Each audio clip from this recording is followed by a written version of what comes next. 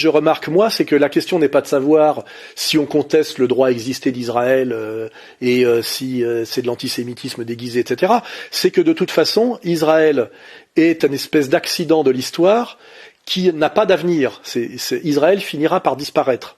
Ça finira en Masada. 2,000 years ago, the desert fortress Masada witnessed the tragic end of the first Jewish war against the Romans. The remnants of the battle remain for archaeologists to discover, but it's the chilling account from the historian Josephus that has sealed Masada's place in history. With certain defeat looming over them, the Judean rebels chose to die on their own terms rather than face capture by the Romans, killing themselves in a mass suicide. Men, women, and children. This event looms large in the cultural memory of the Jewish people, and it's even solidified in the national consciousness of the State of Israel today, as soldiers from the Israeli Defense Force have historically taken part in a swearing-in ceremony at Masada, reciting a slogan made famous by an Israeli poet.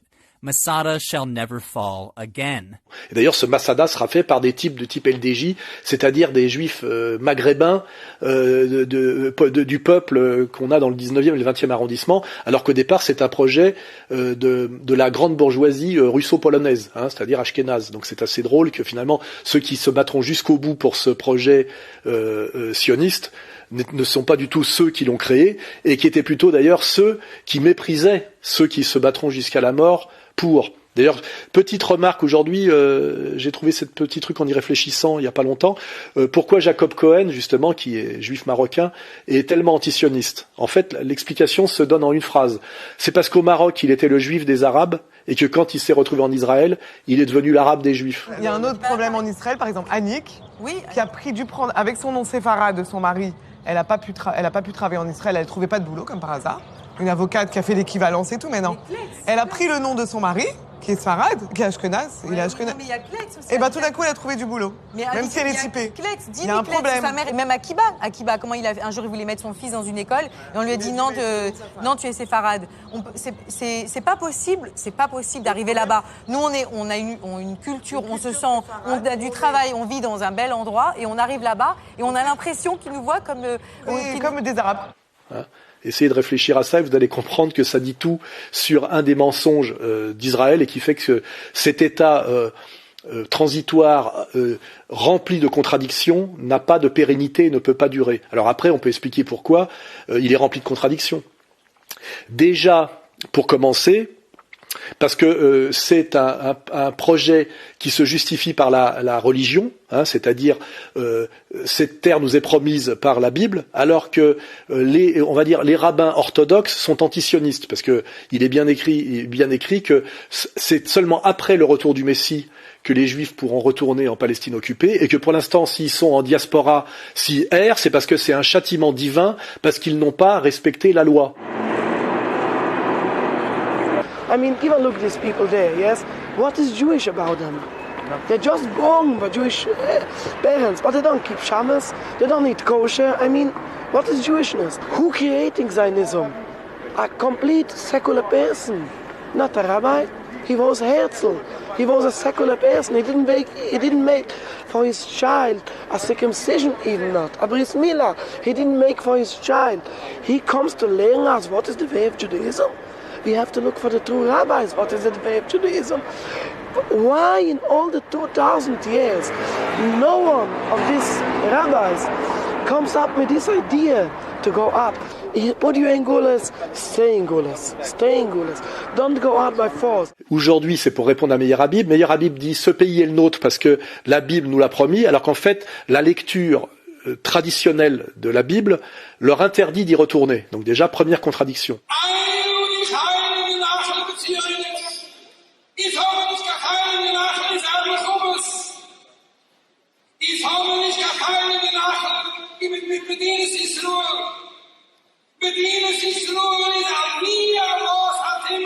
Deuxième contradiction, c'est un pays qui a été voulu par des russo-polonais, c'est-à-dire des Européens qui sont des Khazars, qui n'ont rien de sémites, au milieu du monde arabe, en déclarant la guerre et en déstabilisant tous les pays autour. Ça a été l'Égypte, le Liban, l'Irak, la Syrie sont en train de foirer, la Jordanie évidemment, aujourd'hui même à distance le Yémen, et même par effet rebond à un moment donné aussi l'Arabie Saoudite.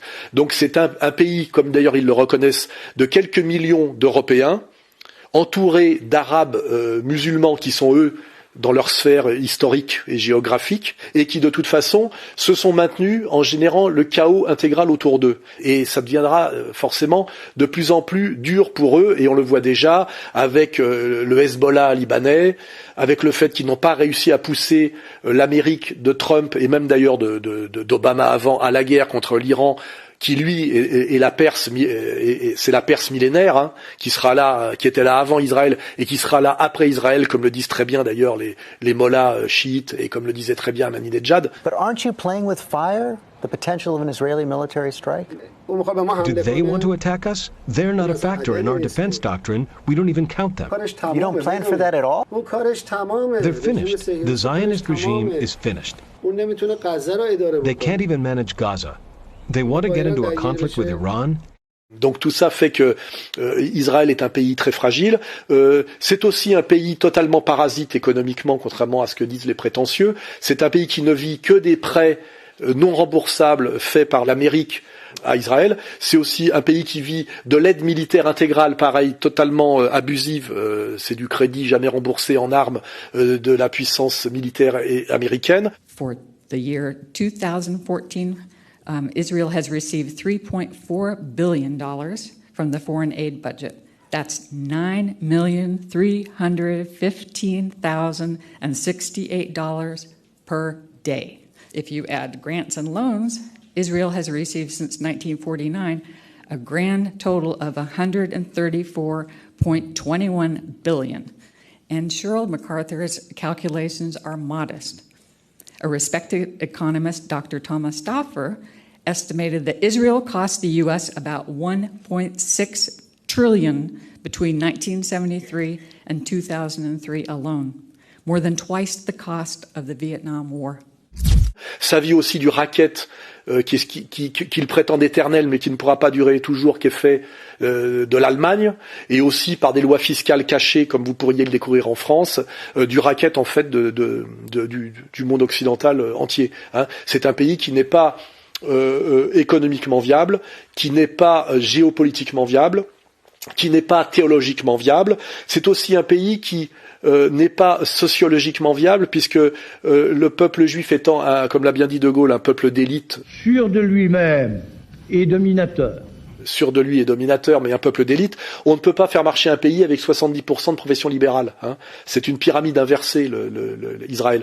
Et d'ailleurs, pour que ça fonctionne, ces gens qui sont majoritairement des professions libérales, des mondes du tertiaire, et qui ne sont pas du prolétariat et du monde du travail, puisque effectivement, on voit très peu de juifs travailleurs de base, et les kibboutz, c'était une vitrine, une escroquerie, et ils ont tous disparu. Il n'y a pas de juifs paysans, c'est pas vrai. Il n'y a pas de juifs maçons, il n'y a pas de juifs, c'est très très rare.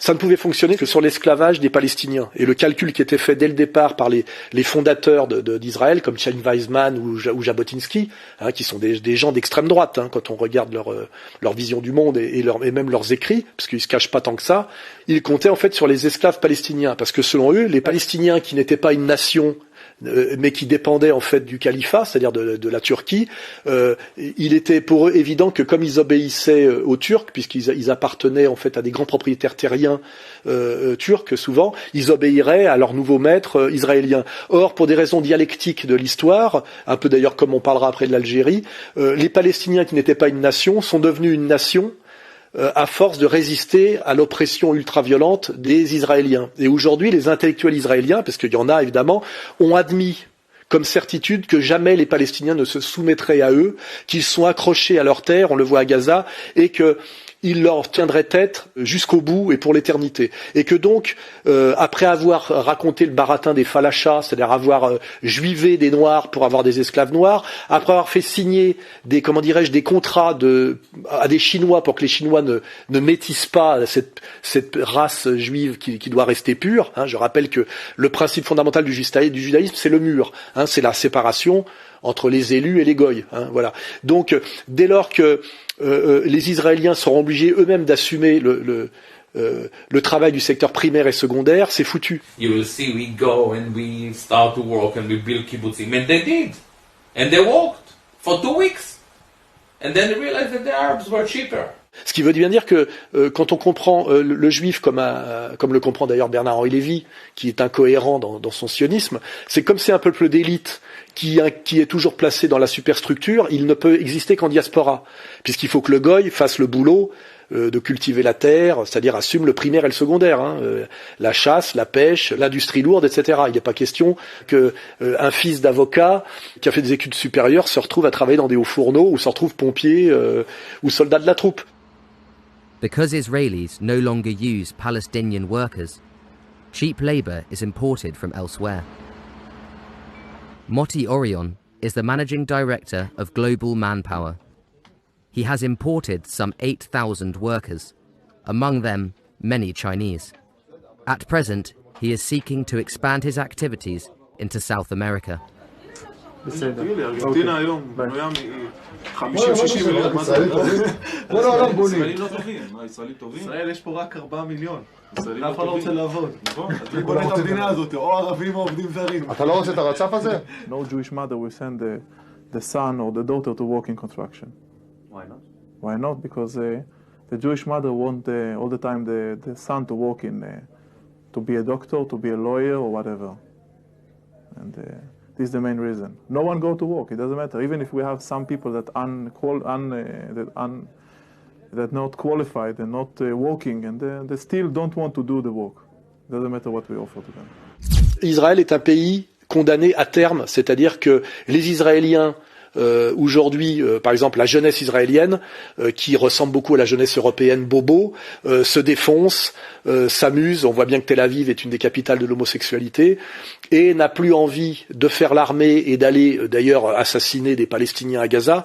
C'est des bourgeois bobos, ils sentent très bien que c'est de la violence qu'ils n'ont absolument pas envie d'assumer, et je le mets d'ailleurs à leur crédit. I remember when I was in middle school. And I came back from summer vacation, and it was during the second Intifada, and several of my classmates were telling these very racist jokes against Arabs, and everyone in class seemed to be okay with it, not out of malice, but just accepting the racism as something normative.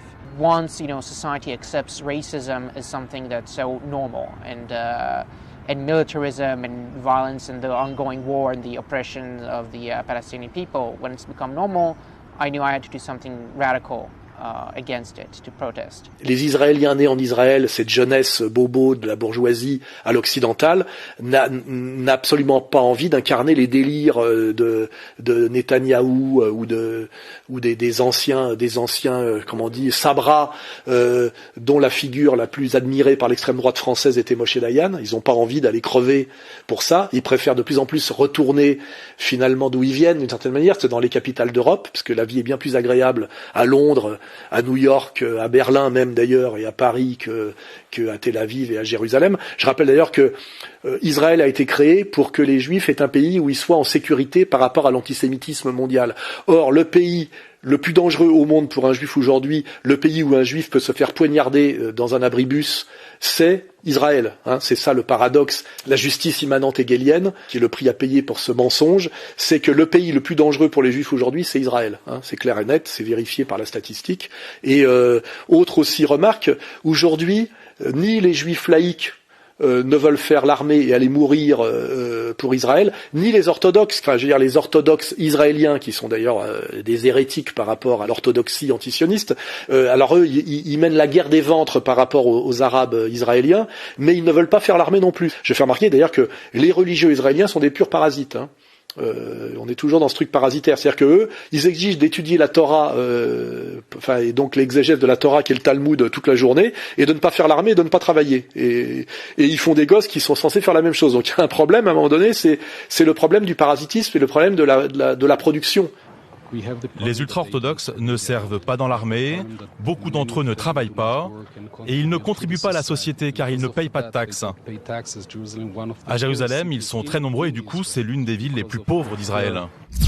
Donc, si on prend l'Israël par tous les bouts, Israël est un pays totalement aberrant. La question qui arrive derrière, c'est que où vont aller ces millions d'Israéliens quand à un moment donné, ils se rendront compte qu'Israël devient invivable pour toutes ces raisons. Ils vont retourner dans les endroits agréables pour eux, et je rappelle, heureux comme Dieu en France, ils vont retourner en grande partie en France. Or, je rappelle que déjà, nous sommes à la limite de l'explosion en France, malgré la dictature du CRIF et l'interdiction de prononcer le mot qui tue, avec 600 000 juifs qui occupent tous les bons postes, hein, comme vous le savez déjà, et omniprésents dans la superstructure, qu'elle soit politique, culturelle, c'est-à-dire parasitaire. Hein, voilà. Donc, imaginons que sur les 6 ou 7 millions d'Israéliens, nous ayons par exemple 2 millions d'Israéliens qui se rabattent en France, qui est leur deuxième terre promise. Qu'est-ce que vous pensez qui va se passer, hein, voilà. Est-ce que vous pensez que le goy en souffrance déjà maximale et qui a très envie de prononcer le mot qui tue... La caste supérieure qui décide que tout le reste doit dégager. Est-ce que vous pensez que le CRIF va pouvoir maintenir la paix sociale à coups de pompe dans le cul? Est-ce que vous pensez pas que des petits sorals vont se multiplier par dizaines et par centaines? C'est évidemment ce qui va arriver, voilà. Hein, donc... il faut déjà s'y préparer. Moi, je propose des solutions pacifiques, intelligentes, mais il y a des gens qui, visiblement, ont la nuque raide et ne retiennent pas les leçons de l'histoire, parce que c'est l'histoire qui se répète à chaque fois. Hein. Je rappelle de ce qui s'est passé en France, sous d'ailleurs la Troisième République, entre 36 et 39. Hein. Écoute, des camps de concentration, il y en a eu à toutes les guerres, dans tous les pays. En France, en 1939, avant que la guerre éclate, il y avait 49 camps de concentration. On a d'ailleurs enfourné tous les juifs, le gouvernement de Front Populaire, hein. Enfin, on est tous les juifs là-dedans au début de la guerre.